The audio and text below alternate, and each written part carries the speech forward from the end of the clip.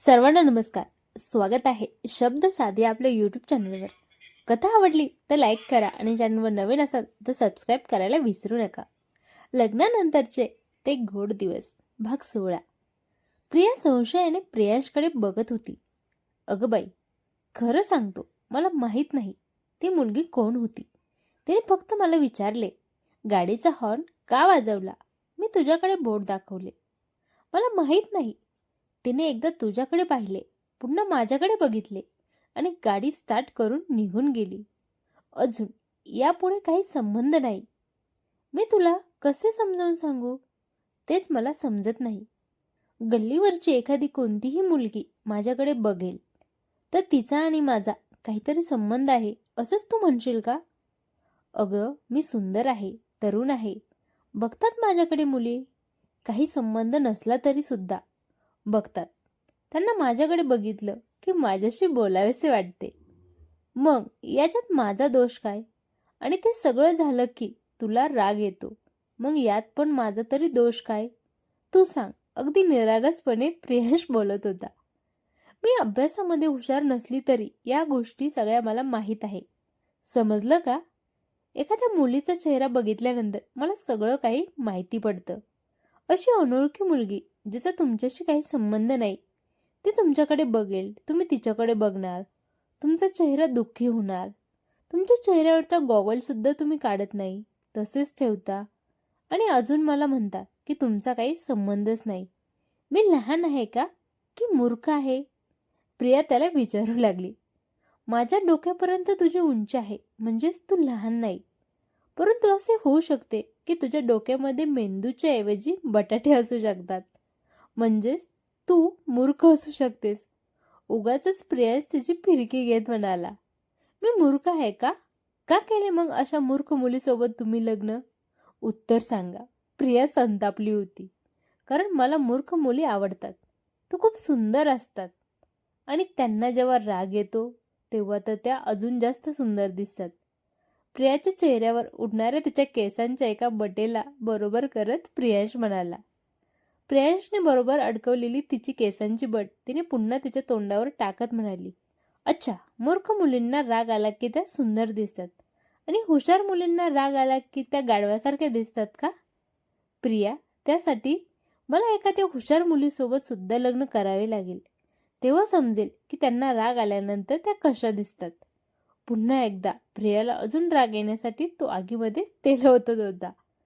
म्हणजे तिला चिडवण्यासाठी उगाचच प्रियांशला असे म्हणायचे आहे की तुम्हाला जर तिचा अनुभव घ्यायचा असेल, तुम्हाला एखादी गोष्ट शिकायची असेल तर ती प्रत्यक्ष करावी लागते तुम्हाला.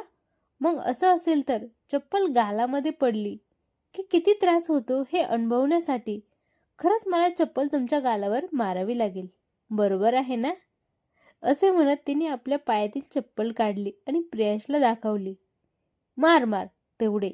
मला आता मारण्यास बाकी राहिले होते. चप्पलने कशाला? बाई, दगडाने मार, काठीने मार, चाकू मार, मारून टाक. प्रियांश हे बोलत असताना स्वतःहून तिची चप्पल असलेल्या हाताला आपल्या स्वतःच्या गालाकडे ओढत म्हणाला. आपल्या हातातील चप्पल खरंच आपल्या नवऱ्याला घाबरण्यासाठी आपण हातात घेतली होती, मारण्यासाठी घेतली नव्हती याची जाणीव तिला झाली. ती जो हात प्रियांश आपल्या स्वतःकडे ओढत होता तोच हात पुन्हा स्वतःकडे ओढू लागली. पण तिला जाणवले आता आपली ताकद लागणार नाही. मग हात आपण त्याच्या हातातून सोडू शकत नाही, पण आपल्या हातातील चप्पल आपण खाली टाकू शकतो. तिने ती चप्पल हातातून सैल सोडली. चप्पल खाली पडली आणि तिचा हात मात्र त्याच्या हातात राहिला. हाताने मारायचं आहे नवऱ्याला? करून घे, हौस पूर्ण. मी फार हौशी नवरा आहे. तुझी अशी कोणतीच इच्छा हौस असणार नाही आता की जी ती या नवऱ्यानं पूर्ण केलेली नसणार. मग नवऱ्याला मारझोड करण्याची असेल तरी सुद्धा मी पूर्ण करायला तयार आहे. पण फक्त मलाच मारायचे, माझ्या आईकडे बघायचे सुद्धा नाही. समजलं का? प्रियांश तिला म्हणाला. तिचा तो हात तिने चेहऱ्यावर न मारता गळ्यामध्ये टाकला आणि तिने त्याला मिठी मारली आणि हसत म्हणाली, चप्पलने किंवा हाताने मारायची काय गरज आहे? प्रेमामध्ये आकांत बुडवून सुद्धा आपल्या प्रेमाला मिळवता येते. प्रेयसीला सर्व माहिती असतं आपल्या प्रियकराला कसे काबूत ठेवायचे. तुमच्या बाहेर काहीही असू द्या, घरामध्ये तर माझेच राजकारण रंगणार आहे. मीच पूर्ण मतांनी निवडणूक जिंकणार आहे. समजलं का प्रियांशराव? प्रिया म्हणाली. जेव्हा प्रिया सर्व काही विसरून प्रियांशला आपल्या मिठीत घेऊ लागली, तेव्हा प्रियांशला काहीतरी जिंकल्यासारखे वाटू लागले होते. कारण त्याला थोड्या क्षणासाठी आपले लपवून ठेवलेले सिक्रेट प्रियासमोर येते की काय याची भीती वाटू लागली होती. आणि काहीतरी करून तिला ती मुलगी कोण होती या विषयापासून लांब न्यायचे होते. म्हणून त्याने मुद्दाम काहीतरी करून अशा प्रकारे लांब निघालेले होते. त्याने सुटकेचा श्वास सोडला. प्रिया गाडीवर बसली. तिने बॅग आपल्या मांडीवर घेतली आणि त्याला इशारा केला. चला. त्याने सुद्धा गाडी स्टार्ट केली आणि घरचा रस्ता पकडला. प्रियांशने जरी सुटकेचा श्वास घेतला असला तरी त्याला हे माहिती नव्हतं की प्रियाच्या मनामधलं संशय अजूनही कमी झालेलं नाही. तिला कळत होते अजूनही पाहिजे तसे उत्तर त्याने दिलेले नाही. खरोखर त्या मुलीचा आणि प्रियांचा काहीतरी संबंध आहे आणि आपल्याला लवकरात लवकर तो संबंध शोधून काढावा लागणार आहे. पण जर तो संबंध काहीतरी आपल्या स्वतःसाठीच हानिकारक असला म्हणजे ती विचार करता करता सुद्धा घामाघूम झाली होती. प्रियांश काहीतरी बोलत होता, त्याच्याकडे लक्षच नव्हते. ती पुन्हा अबोल झालेली बघितली आणि प्रियांशने पुन्हा गाडी थांबवली आणि तिला विचारले. अगं मी केव्हाचा विचारत आहे, कुठं आहे तुझं लक्ष? तू काहीच ऐकलं नाही का? प्रियांशने गाडी थांबवली आणि त्याचा ओरडण्याचा आवाज ऐकताच प्रिया भानावर आली आणि म्हणाली, माफ करा, मला काहीच ऐकू आले नाही. गाडी आणि हवेचा वेग यामुळे तुम्ही काय बोलले ते मला काही कळलेच नाही. मी तर वेगळाच विचार करत होती. प्रिया, तुझ्या मनातला संशय अजूनही गेला नाही का? चल मी गाडी फिरवतो आणि कुठे आहे ती मुलगी तिला शोधूया. तिच्याशी बोल तू, तिला विचार, मग तुला समजेल तिचा आणि माझा काही संबंध नाही. बाई, तुला आता कसे काय समजावून सांगू मी? मी एक शिक्षक आहे, असे काम मी करत नाही. माझं जर खरंच कुणावर दुसरीवर प्रेम असतं तर मी तिच्याशीच लग्नही केलं असतं, तुझ्याशी नसतं. कसं काय तुझ्या मनातला संशय दूर करू आता? काय डोकं फोडू का बाई तुझ्यासमोर? यावेळेस प्रियांश फार दुःखी आणि संतापून बोलत होता. संशय नाही, परंतु मला समजून घेण्याचा प्रयत्न तुम्ही करा ना. माझ्या डोक्यातून तो विचार जातच नाही तर मी काय करू? थोडा वेळ तरी द्या मला समजून घेण्यासाठी. अजून आपल्या लग्नाला फार दिवस झालेले नाही. आपल्या दोघांना एकमेकांचा स्वभाव, आपल्या आयुष्यातील बऱ्याचशा गोष्टी आहेत की ज्या माझ्या जीवनात घडलेल्या आहेत तुम्हाला माहिती नाही आणि तुमच्या जीवनामध्ये घडलेल्या आहेत त्या मला माहिती नाही. मग असं होणं साहजिक आहे.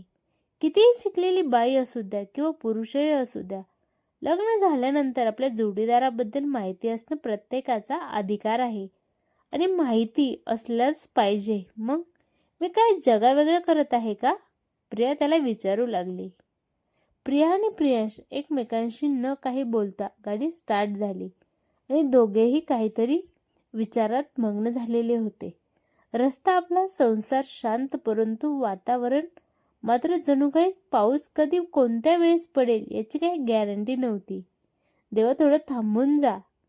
घरी पोहोचल्यानंतर तुला पडायचं तेवढा पड. मला ओलं होण्यामध्येच मुळीच इंटरेस्ट राहिला नाही, प्रियांश म्हणाला. आज ओलं होण्यामध्ये इंटरेस्ट राहिला नाही म्हणजे याच्या पहिल्यांदा कुणी तुमच्यासोबत असताना तुम्हाला फार इंटरेस्ट यायचा या पावसात भिजण्यासाठी?